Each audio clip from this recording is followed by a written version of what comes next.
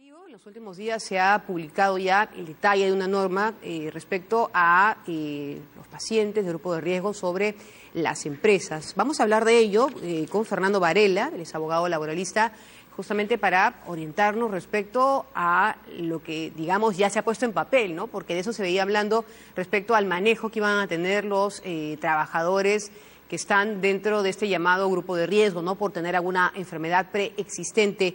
¿Cómo está? Muy buenos días y gracias por estar con nosotros aquí en Canal N. Angélica, muy buenos días, un gusto conversar contigo. Claro que sí, gracias a usted porque nos va a despejar algunas dudas respecto a esta normativa que finalmente ha sido detallada por el Ministerio de Trabajo. ¿Exactamente qué dispone ella? Tenemos que tener como antecedente que estamos atravesando una crisis laboral sin precedentes. La primera parte de la crisis fueron las empresas las que asumieron el aspecto económico porque se les obligó normativamente a tener unas licencias con goce de remuneración compensable. Muchas empresas al no seguir produciendo no pudieron y luego vimos la posibilidad, en primer lugar, negada por parte de la ministra de conceder licencias, suspensión temporal perfecta y que luego fue normado. ¿Cuál es el escenario actual entonces? Más de 6.000 empresas se encuentran con procesos de suspensión temporal perfecta. Eso significa que muchos de sus trabajadores no tienen trabajo. Tanto los que no están en grupo de riesgo como los que están en grupo de riesgo. Es decir, hay un gran contingente de personas que no están trabajando y no están recibiendo remuneración. En ese sentido, hay normas que también señalan que se debe privilegiar que los trabajadores que se encuentran en grupo de riesgo tienen que realizar trabajo remoto. Pero ¿de qué trabajo remoto podemos hablar si muchas empresas ya se encuentran con relaciones suspendidas debido a esta suspensión? Claro, ¿y es posible suspender en este caso o aplicar la suspensión perfecta a personas que están en este llamado grupo de riesgo? Excelente pregunta, Angélica, porque no se puede. Pero es que la suspensión temporal administrativa no es la única vía para poder suspender las relaciones. Hay dos vías. Si eres un empleador formal, pudiste ya conversar con tus trabajadores, sean del grupo de riesgo o no, y firmar acuerdos voluntarios de licencias sin goce de remuneraciones. Es decir, tampoco tienen trabajo y tampoco están ganando remuneración. Y si eres informal, que es un 80% del mercado, simplemente cierras la puerta y se acabó el problema. En ese sentido, hay muchos trabajadores del grupo de riesgo que quieren trabajar, entonces para poder dar esa posibilidad de que trabajen, hay un procedimiento.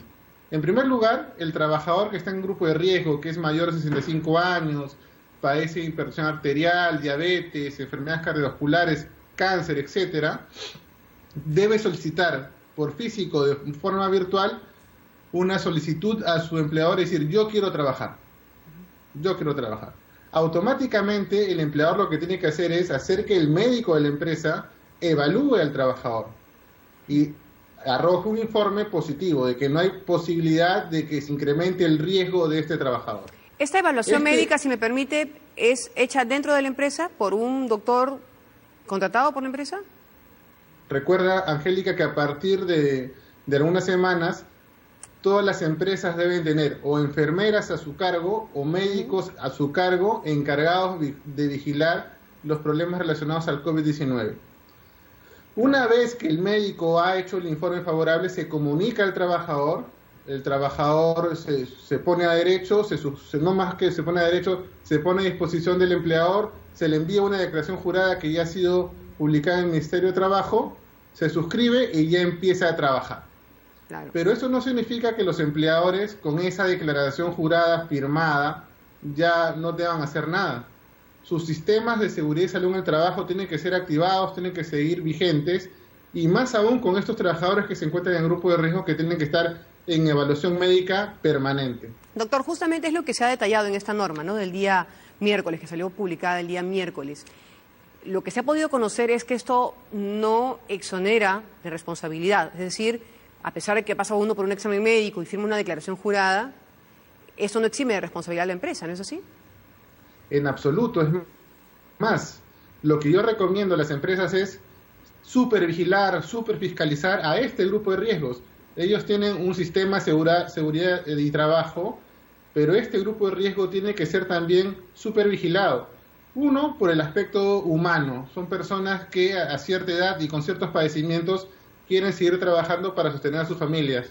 Pero además, para evitarse contingencias futuras. Puede ser que una persona que esté en grupo de riesgo, que se haya evaluado, que tiene la declaración jurada, por más que haya firmado la declaración jurada, siente que la empresa no ha cumplido con supervigilar su situación y le pasa algo, podría ser demandada a la empresa más adelante por daños y perjuicios. ¿Y qué pasa con aquellos trabajadores que son de este llamado grupo de riesgo? Ellos no quieren trabajar. ¿Qué pasa con ellos? Bueno, en esencia, si no quieren trabajar, no hay ningún problema. No es que no quieran trabajar, simplemente claro, no pueden trabajar. Miedo, ¿no? O tienen miedo simplemente de enfermarse. O efectivamente, o hay además su cargo, su función no puede realizarse con trabajo remoto. En ese sentido, la obligación de la empresa se mantiene, tiene que seguir otorgando una licencia con goce de remuneraciones compensable.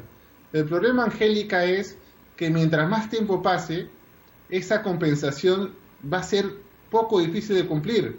Tendríamos que tener a los trabajadores trabajando de lunes a domingo, cediendo vacaciones, acordando gratificaciones. Y esta es la situación en la que nos encontramos porque nos han estado aislando cada 2 semanas y luego hasta el último día hábil de junio, ¿no?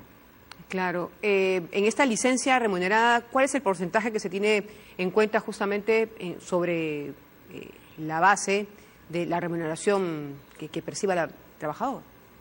Es la misma remuneración.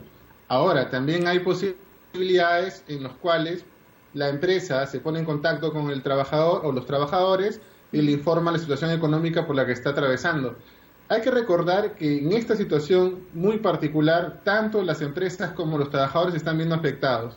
Entonces siempre se privilegia el diálogo, llegar a acuerdos. Muy bien, de repente no te puedo pagar todo, pero te voy a pagar una parte, lleguemos a un acuerdo. En tanto sea un acuerdo voluntario y el trabajador manifieste su voluntad, es perfectamente válido, legal. Una consulta adicional, doctor. Como usted lo dice, están obligadas las empresas a tener un médico de planta, ¿no?, que haga una evaluación. Pero esta evaluación, digamos, es general, ¿no? Por ejemplo, si yo tengo hipertensión y acudo a un médico que no es su especialidad, ¿cómo se garantiza una adecuada evaluación del caso? Porque cada caso es distinto. Por más que la enfermedad pueda ser frecuente o común, como la diabetes, la hipertensión, cada caso se evalúa de diversa forma, ¿no? Otra muy buena pregunta, Angélica, por eso me gusta siempre conversar contigo. Este punto es importante porque hay un contrasentido al momento de proponer las normas, pero hay que entender que hoy no tenemos más que tomar decisiones en el momento, ¿no? Lamentablemente no se han tomado las decisiones con un tiempo prudente, analizando el tema. Lo que se le exige a las empresas es tener médicos ocupacionales. Y dicen, tiene que tener grado de maestro en medicina ocupacional o tener estudios concluidos en medicina ocupacional. No tenemos una gran cantidad de médicos con esas características. Lo que entonces tenemos que hacer es el esfuerzo de contratar a los mejores, a los que podamos tener los requisitos que han cumplido y hacer una evaluación general, efectivamente. Si, por ejemplo, el trabajador tiene cáncer, es poco probable que este médico ocupacional sea oncólogo, pero hay algunos procedimientos muy generales que lo que buscan es sostener si hay riesgo o no, si es que el trabajador regresa a trabajar. O sea, un señor que está con cáncer tiene el sistema inmunológico débil, entonces si yo en el puesto que voy a asignar al trabajador hay posibilidades de contagio, evidentemente no va a poder no puede realizar las labores. Correcto. Muchas gracias, doctor Fernando Varela, por todos los alcances respecto a esta nueva disposición, respecto a lo del llamado grupo de riesgo para poder laborar con este permiso médico. Muchas gracias y buen día. A ti, Angélica, muchas gracias y buenos días a todos. Muy amable.